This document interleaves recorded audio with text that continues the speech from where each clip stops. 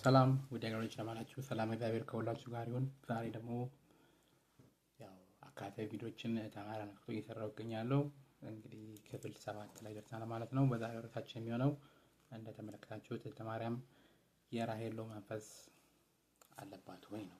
እንግዲህ ብዙዎቻችሁ ቪዲዮ በርግጥ ፖስት ከተደረገ ቆይቷል። ብዙዎች እንግዲህ ቀሲስ ሄኖክን ታውቃላችሁ ብዬ አስባለሁ እና ምናልባት ካልተሳሳትኩ ወደ 5 ዓመት ገደማ ይሆናል ፖስት ከተደረገ ማለት ነው። ያው ከዚህ በፊትም ቪዲዮ ተሰርቶበት ነበር፣ ግን ያው አሁን እንደገና አንዳንድ የሰራቸውን ሀሳብ ያው በዛው የምንከልፍበት ስለሆነ ለዛም ተመልሰን የመጣ ነው። ያው በዚህ አጋጣሚ ቀሲስ ሄኖክን ያው እዚህ ጋር የተናገሩት ነገር ልክ አይደለም ብዬ አምናለሁ። ያው የራሴን ሀሳብ አቀርባለሁ ማለት ነው። ግን እሳቸውን ለማዋረድ ለማንቋሸሽ እንዳልሆነ ያው እንድትረዱ ይፈልጋለሁ ማለት ነው። የእሳቸውን ትምህርት እኔ እከታተላለሁ፣ ከእሳቸውም ብዙ ነገሮች አግኝቻለሁ፣ ልክ እንደ መምህር ግርማ ማለት ነው። ስለዚህ በዚህ አጋጣሚ መናገር የምፈልገው አይ ቲንክ ብዙዎቻችን አንድ ሰው ብቻ መስማት አለብን ብዬ አላስብም። ብዙ ሰው መስማት ይኖርብናል ብዬ አስባለሁ። ምክንያቱም ከተለያዩ ሰዎች ብዙ ቁም ነገር መምህራኖች ልናገኝ ስለምንችል ማለት ነው። ምናልባት እነዛ መምህራኖች በመገባን ቀሲስ ሄኖክን ኢቨን ተማሪያምን የማይደግፉ ሊሆን ይችላሉ። አንዳንድ ነገራቸውም ልክ ላይሆን ይችላል።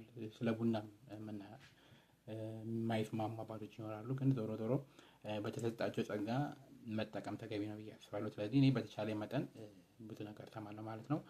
ስለዚህ ምናልባት አንዳንዶቻችሁ ዝም ብሎ ጥላቻ እንዳይመስላችሁ ቀሲስ ሄኖክ ቢያንስ በትንሹ ወደ አራት መጽሐፋቸው አለኝ። እንግዲህ እነዚህ መጽሐፎች እጄ ላይ በአሁኑ ሰዓት ይገኛሉ። እንደዚሁም ድርሳነ ማርያዊም ሆነ ጸሎተ ባርቶስ እንግዲህ ከእሳቸው ነው የሰማሁት። ምናልባት የቤተክርስቲያን ያደገ ሰው ያው የበለጠ ስለዛ ነገሮች ላይ ይችላል። ግን እንደኛ ብዙ ጊዜ ዓለማዊ የነበረ ሰው ያው ብዙ መረጃ የለው ሰው አለና ብዙ ነገሮችን ከነሱ አባቶች ተማረ ማለት ነው። ስለዚህ ከዛ ጋር አይገናኘውም። ግን እዚህ ጋር የሰጡትን ሀሳብ ነው መንተቸው ማለት ነው። ስለዚህ ይሄ የተናገሩት ንግግር ልክ አይደለም ብዬ አስባለሁ። አልስማማበትም ማለት ነውና ነጥባችንን ያው የማመጣቸው ሁለት ቪዲዮዎች ይኖራሉ። አንደኛው ቪዲዮ የእሳቸው ቪዲዮ ነው የሚሆነው ማለት ነው። ስለዚህ ነገር የተናገሩትን ያው ሪቪው የምናደርገው ይሆናል። ወደ እሱ ቪዲዮ እንገባለን ማለት ነው። መልካም ነው። እርግጠኛ ሆኜ የምነግርሽ እንግዲህ ስንዱ እንደው በዚህ ዓመት እንኳን አትከርም ነገሮች አሁን ይበለሻሻሉ። ምክንያቱም በገሃድ ስርዓት እየጣሰች ስርዓት እያበላሸች ከቅዱሳን ሊቃነ ጳጳሳት ጀምሮ እስከ ይሄኛው እዚህ ጋር ላቁምና ያው እንደሰማችሁት ማለት ነው። ባለፈው ቪዲዮ ላይ እንደሰራሁት አንድ ሰው እህተ ማርያምን ሲቃወም ስንዱ ብሎ ከጀመረ ሁለት ነገሮች አሉ ብያችኋለሁ። እንግዲህ ስንዱ ብሎ ሰው አምኖ ያንን ስም ከተቀበለ ስለሷ እውነተኝነት እየመሰከረ ነው ብያለሁ። ሁለተኛ ደግሞ ስለሷ የተሟላ መረጃ የለውም ማለት ነው። እና በሌላ ደቂቃ ላይ ደግሞ የተናገሩትን አሰማቸዋለሁ ማለት ነው። ቲንክ ወደ ታኛው ደቂቃ እንሄድና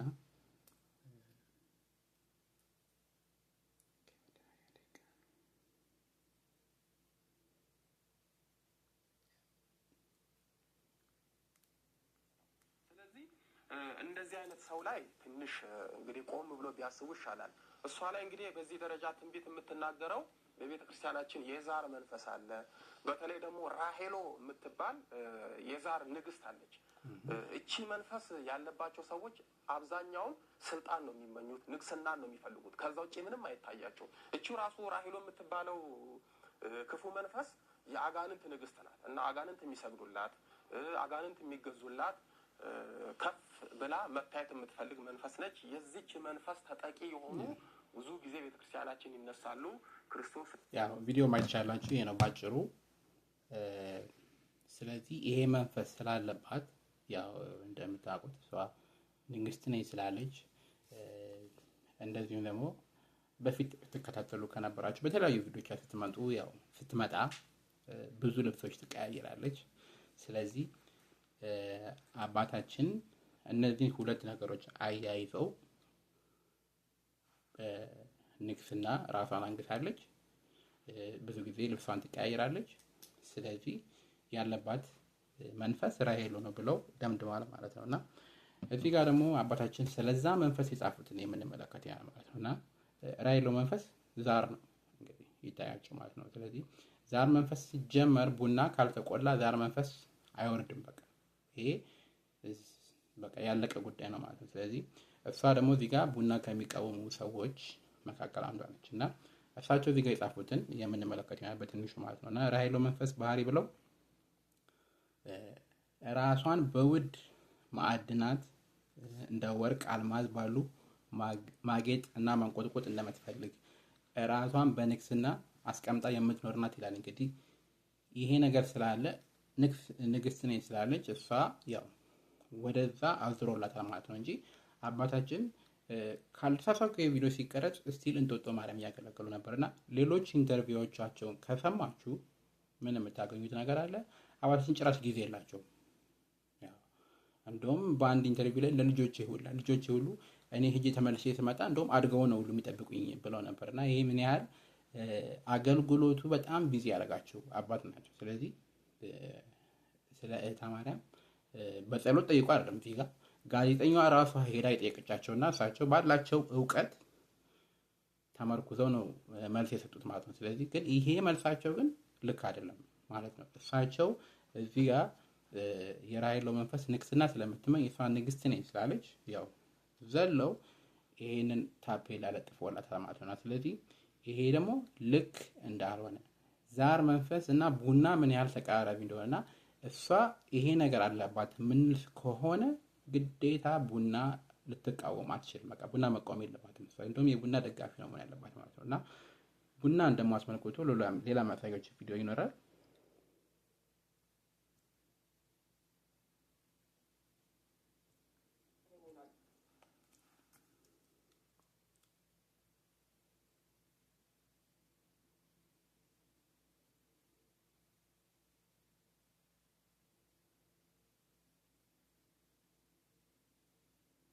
ስለ ቡና ደግሞ እዚህ ጋር እንግዲህ አንድ አባት የአቡነ መባጽዮን ላይ ድርሳን ላይ ያለውን ነገር ሲናገሩ ትሰማላችሁ። እና ቡና በሚፈላበት ሰዓት ምን መንፈስ እንደሚመጣ እሳቸው እዚህ ላይ ይናገራሉ ማለት ነው።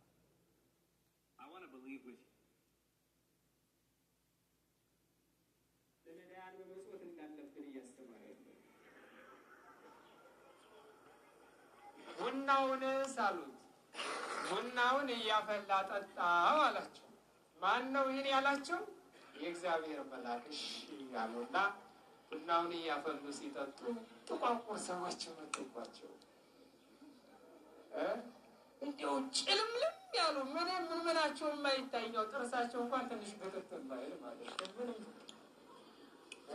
እነዛ ግን ምንም የሌላቸው አቡነ መባጽዮን ያችን አፍልተው ሲጠጡ ጥቋቁር ሰዎች መጡባቸው። እባክህ አጠጣት ብለው ጥያቄ ሲጠይቋቸው እሺ አሉና ሰጧቸው።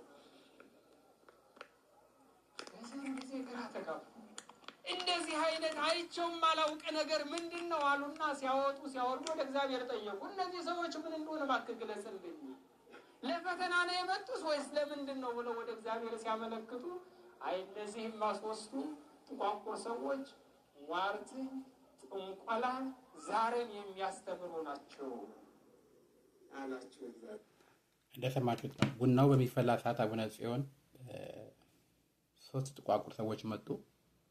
ስለዚህ ደግሞ በጸሎት ሲጠይቁ ያገኙት መልስ 3ቱ ሰይጣኖች ሟርትን የሚያስተምሩ፣ ጥንቆላን የሚያስተምሩ፣ ዛርን የሚያስተምሩ ናቸው ይላል።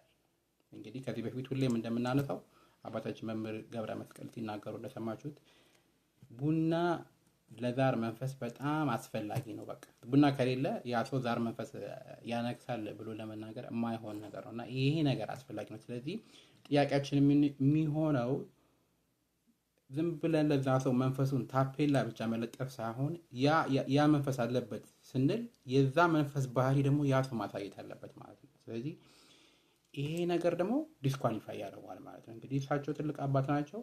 ነገር ግን ባላቸው እውቀት ተመርኩዘው የሰጡት መልስ ልክ አይደለም ማለት ነው። እሳቸው አሁን ይህን መልስ ሲሰጡ በጸሎት ታግዘው አይደለም፣ በጸሎት በህልም በራእይ ይሄንን አየው ሳይሆን ባላቸው መንፈሳዊ መረጃ ራሄሎ የምትባል መንፈስ ንግስና ስለምትወድ ብቻ ንግስናው ብቻ አይደለም መዋብ በወርቅ በተለያዩ ነገሮች ማጌጥ እንደምትፈልግ ብዙ ነገሮች አሉ።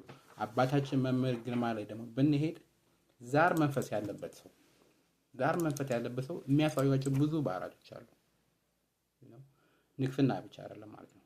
እና ከዛ ውስጥ ብንመለከት በየሰዓቱ የሚቀያየር ጠባይ ይላል፣ የተደበቀ ስውር ሰው መሆን ይላል፣ ውስጡን መሸመቅ፣ እልህኝነት፣ ከሚገባው በላይ ግልጽ መሆን፣ ብዙውን ጊዜ በንዴት በብስጭት ጊዜ ማሳለፍ፣ በር ዘግቶ በጨለማ መቀመጥ፣ ለብቻ ማልቀስ፣ ወሬ ማናፈስ፣ የኛ ስራ ነው እንግዲህ ወሬ ማናፈስ፣ ነገር ከያዘ አለመልቀቅ፣ የአመል ግትርነት፣ የእግዚአብሔር ሰው መጥላት፣ ማሳደድ። እንደውም የዛር መንፈሱ ባህሪ የኛም ባህሪ ነው እውነት ለመናገር የሚያሳየው ማለት ነው። እና ብዙ ነገሮች አሉ አባታችን መጽሐፍ ላይ ሄዳችሁ እንትን ብትሉት ማለት ነው። መጨረሻ ላይ ያስቀመጡት እንደውም ለማጥፋት ለማውደም መቸኮል፣ የሌሎች ኪሳራ ውድቀት ማየት መደሰት፣ በተለይ በታሰረች ጊዜ ማለት ነው። ብዙ ነገሮች አይተናል። ሃይማኖት መለዋወጥ፣ ብዙ ነገሮች አሉ እና እነሱ አባቶቻችን ባስተማሩን ስንመጣ የሚጋጭ ነገር አለው ማለት ነው። ስለዚህ አሁን ቀሲስ ሄኖክ እዚህ ጋር የሰጡት መልስ ልክ አይደለም። ቡና በጣም አስፈላጊ ነው ለሟርት፣ ለጥንቆላ፣ ለዛር መንፈስ ቡና በቃ በጣም የሚያስፈልግ ነገር ነው እና ይሄ የሌለበት እሷ ጠቋር አለባት የሚሉ ሌሎችም ነገር አለባት የሚሉ ልክ አይደሉም። ይሄ የኔ መልስ ነው። ስለዚህ አባታችን ተሳስተዋል የሚል አቋም ነው ያለኝ ማለት ነው እና ይሄ ደግሞ ራሳችሁ መርምሩት። ይሄ የኔ መረጃ ነው ማለት ነው። በቀጣይ ቪዲዮ እንገናኛለን። ሰላም፣ እግዚአብሔር ከሁላችሁ ጋር ይሁን።